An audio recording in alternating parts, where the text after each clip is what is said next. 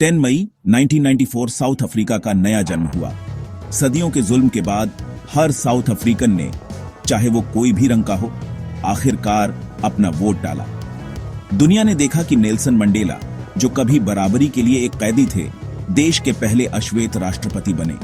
ये सिर्फ एक इलेक्शन नहीं था, ये उम्मीद का फिर से जी उठना था। हवा में संभावना की बिजली दौड़ रही थी। इनॉग्रेशन लचीलेपन का एक पवित्र पल था। मंडेला का जेल से प्रेसिडेंसी तक का सफर यह साबित करता है कि कोई भी अंधेरा सुबह को रोक नहीं सकता। अनगिनत आदमियों और औरतों की कुर्बानियों ने इस दिन के लिए रास्ता बनाया। रंगभेद की क्रूरता का सामना अटूट भावना से किया गया। लोकतांत्रिक जीत ने उन सभी को सम्मान दिया जो अन्याय के खिलाफ खड़े थे। प्रिटोरिया में उस पतझड़ के दिन एक जख्मी देश ठीक होने लगा। मंडेला का इनॉग्रेशन एक रोशनी बन गया, दुनिया को याद दिलाता रहा कि सुलह नफरत पर जीत हासिल कर सकती है। यह एक ऐसा दिन था जिसने फुसफुसाया, कुछ भी मुमकिन है। प्रिटोरिया में यूनियन बिल्डिंग्स एकता के लिए दुनिया का मंच बन गई। 140 से ज्यादा देशों के लीडर्स जमा हुए, साउथ अफ्रीका के नए लोकतंत्र का जश्न मनाते हुए।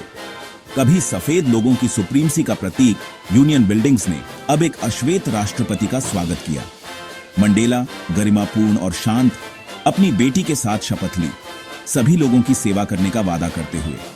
सेना, जो कभी रंगभेद को लागू करती थी, ने उन्हें सलाम किया, क्योंकि जेट्स ने नए झंडे के रंगों से आसमान को रंगा। यह सिर्फ एक सेरेमनी नहीं थी, यह जगह और भावना का एक शक्तिशाली दावा था। दुनिया ने देखा कि पुराना सिस्टम टूट गया और एक इंद्रधनुषी देश उठ खड़ा हुआ। माहौल में बिजली थी, उम्मीद और राहत से भरा हुआ। यह बदलाव का एक सांस रोक देने वाला नजारा था। मंडेला का इनॉग्रल एड्रेस पूरी दुनिया में गूंज उठा। उन्होंने रंग भेद के दर्द को माना, लेकिन बदले की बजाय ठीक होने की बात कही। कभी नहीं और फिर कभी नहीं, उन्होंने कसम खाई। ऐसा नहीं होगा कि यह जमीन जुल्म का अनुभव करे। उनकी सोच सिर्फ राजनीतिक बेड़ियों से नहीं, बल्कि गरीबी और अपमान से भी आजादी की थी। मंडेला का मैसेज एकता का था, दुनिया को न्याय के लिए एक आम जीत में शामिल होने के लिए धन्यवाद देते हुए। उन्होंने साझा इंसानियत की बात की, बंटवारे से एकजुटता तक पुल बनाते हुए।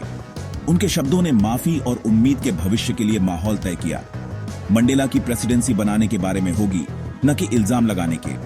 उनका भाषण हर नागरिक के लिए एक नई हकीकत को आकार देने में मदद करने का एक आह्वान था।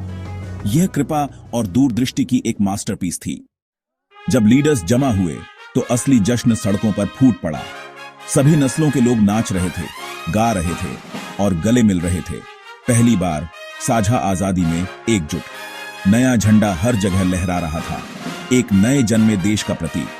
पीढ़ियों का दर्द शुद्ध खुशी और गर्व में बदल गया। अश्वेत साउथ अफ्रीकन्स ने आखिरकार अपनी जगह बराबरी से हासिल की। श्वेत साउथ अफ्रीकन्स एक शांतिपूर्ण भविष्य की उम्मीद में शामिल हुए। यह उत्सव एक कैथारसिस था, दशकों के जुल्म से मुक्ति। यह सिर्फ एक पार्टी नहीं थी, यह एकता की एक सार्वजनिक घोषणा थी। दुनिया ने इंद्रधनुषी देश को जिंदा होते देखा। सड़कें माफी और बदलाव का एक सबूत बन गईं। यह नए साउथ अफ्रीका का पहला दिन था। 1994 के चमत्कार को समझने के लिए हमें रंगभेद के अंधेरे को याद रखना होगा। अश्वेत साउथ अफ्रीकन्स के अधिकार छीन लिए गए थे, उन्हें गरीबी में धकेल दिया गया था और उनकी गरिमा छीन ली गई थी। इस क्रूरता के खिलाफ संघर्ष लंबा और खूनी था। मंडेला, तंबो और सिसुलू जैसे हीरोज से चिह्नित। मंडेला की 27 साल की जेल अटूट प्रतिरोध का प्रतीक बन गई। बदलाव धीरे धीरे आया, अंतरराष्ट्रीय दबाव और लगातार आंतरिक प्रतिरोध के माध्यम से। 1990 में मंडेला की रिहाई ने लोकतंत्र का दरवाजा खोला। 1994 का इनॉग्रेशन बंटवारे पर बराबरी की जीत थी। नफरत का पुराना सिस्टम सुलह और गरिमा को रास्ता दिया। साउथ अफ्रीका अपने सभी लोगों के लिए एक सरकार बन गया। इसने साबित किया कि सबसे गहरा अन्याय भी दूर किया जा सकता है। मंडेला के सबसे बड़े सबक हिम्मत और प्यार के बारे में थे। उन्होंने सीखा कि हिम्मत डर की गैर मौजूदगी नहीं थी, बल्कि उसके बावजूद काम करना था। जेल में और बातचीत में उन्होंने हिंसा की बजाय बातचीत को चुना, बदले की बजाय सुलह को। उनकी हिम्मत शांत थी, अपने लोगों के लिए प्यार और अपने देश के लिए दूरदृष्टि में निहित थी। मंडेला का मानना था कि कोई भी नफरत करते हुए पैदा नहीं होता। अगर लोग नफरत करना सीख सकते हैं तो उन्हें प्यार करना सिखाया जा सकता है। जेल में भी उनके कैद करने वालों में इंसानियत की झलक ने उनकी उम्मीद को जिंदा रखा। इस विश्वास ने उनकी माफी की फिलॉसफी को जन्म दिया।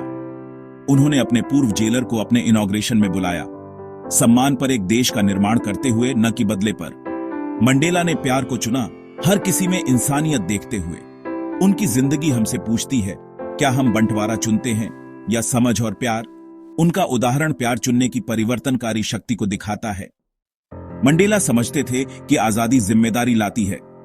उन्होंने 2 कर्तव्यों की बात की, परिवार के प्रति और समुदाय के प्रति।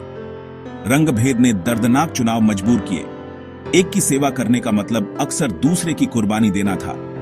मंडेला का संघर्ष दोनों का सम्मान करना था, यह जानते हुए कि सच्ची आजादी हर किसी को ऊपर उठाती है। उन्होंने महसूस किया कि उनकी अपनी आजादी अधूरी थी, जबकि दूसरे जुल्म में रहे।